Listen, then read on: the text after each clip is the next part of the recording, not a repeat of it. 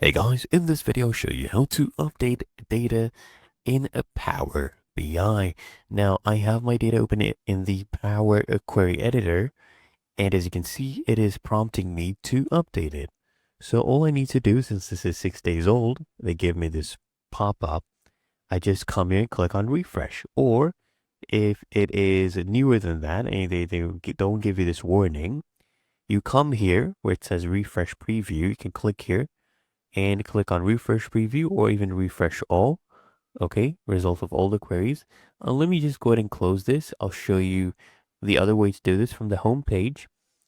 I want you to come here, click on refresh. Basically, it will refresh the data from all the tables. Okay, so just come here, click on refresh, and there we go. The data is currently being refreshed. Okay, as you can see, just give it a while.